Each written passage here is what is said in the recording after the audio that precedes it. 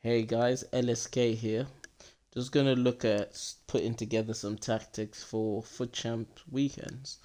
To be fair, these usually get you quite a few wins. It's just most of the time, if you want to win more FUT Champ games, it's just about adapting to every game. I think everyone forgets that on FIFA.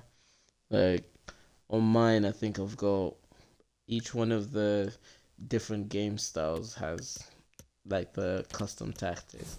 So let me just show you what I mean. Each one of the custom tactics on there has a different formation, different people in different positions. It's just easier that way. Like obviously set up your team the way you normally would, whatever formation works for you to get all your players to have as much chemistry as possible. Then from there, just set up the other ones. Like I think I usually start with this one, 4-3-3.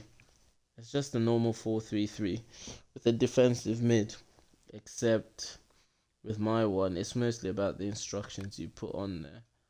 So the instructions I've got is the two wide men stay forward and stay wide basically throughout the whole game and just get into the box for crosses. So you can always get Mane and Diaby, for example, running through at the back post. Every time you can just do full bar, you can always get a decent volley.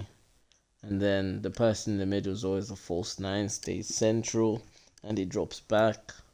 To be honest, I started playing with the wide. I used to play with the sort of inverted ones where it's what's it called? That one, the cut inside. But I stopped doing that purely because I don't know. Maybe I watched too much Arsenal this season. The wide men stay wide, and then you can either skill someone on the outside, get a cross in. Do you know what I mean? It's better for keeping possession that way. And then one of the most important players I've got is one of these midfielders that's further forward, always gets into the box. This is literally Arsenal's sort of style. So you get him to always go into box like this season Xhaka's doing. And I always get all my centre mids to cover the centre. I don't like the wide spaces being covered because I feel like if someone has a good formation, they'll just walk right through the middle of you. Defensive mid always stays back and covers the center. And then deep line playmaker, that's optional, I think. That's just for me to make sure he stays there. And then on the other side, just keep him to do whatever he wants as the defaults, I think. That's always just like the extra player to just kind of link between the attacking one and the defensive one. It just gives it better balance. Centre backs stay the same. Goalkeeper should be on come out for crosses and sweeper keeper. Clearly, I forgot to do that this time around, but yeah. And then one of the most important other things is to always have them join the attack. I think I always have one of the fullbacks is gonna be overlapping, while the other one is gonna be inverted instead. Just so like essentially this is Arsenal's tactics. So Zinchenko would be inverted and would always kind of show up in the space which Ozil's gonna leave, for example.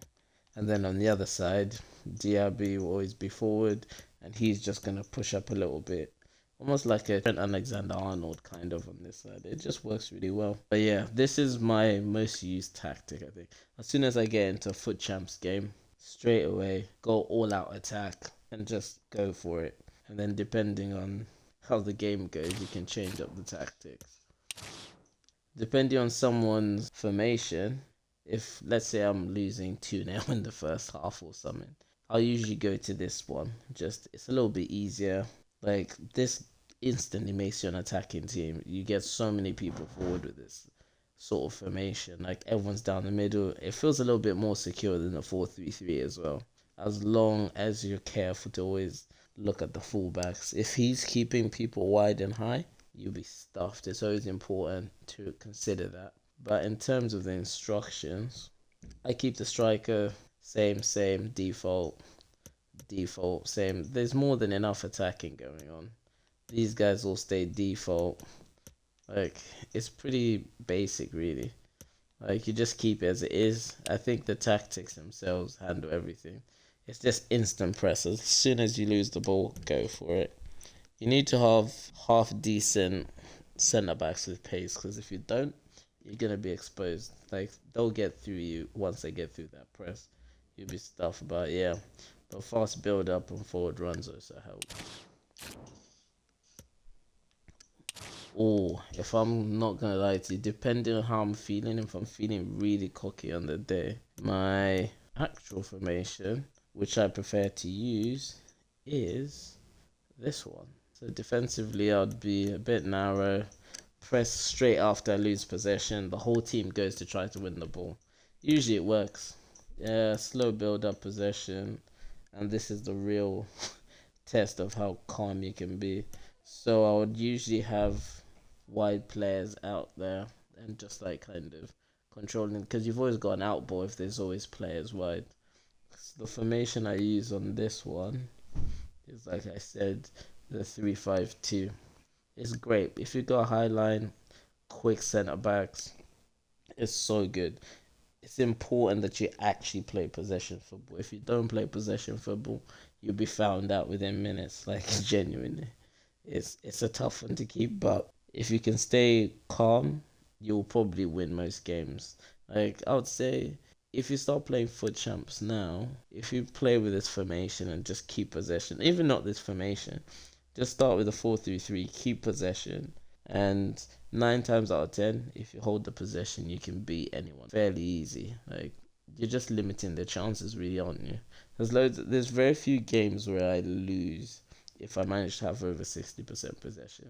If I lose, it's usually like a quick break and you just get unlucky. But most times, you can beat even the best teams, like teams that are fully decked out, if you just keep possession, because most people are impatient on FUT champs. So it usually works well.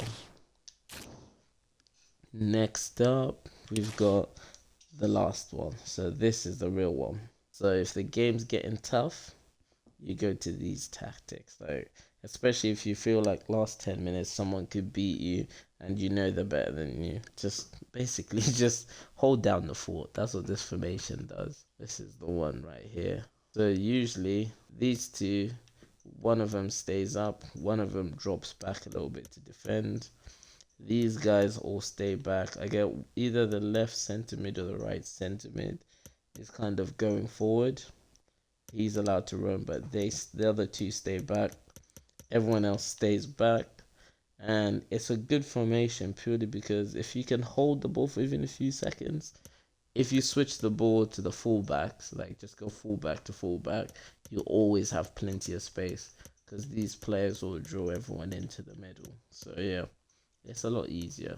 It is a great formation to defend with. Like you always have loads of people back, but sometimes someone will have a formation that can counter attack it. But yeah, if you get a chance, try them out, see if they work for you.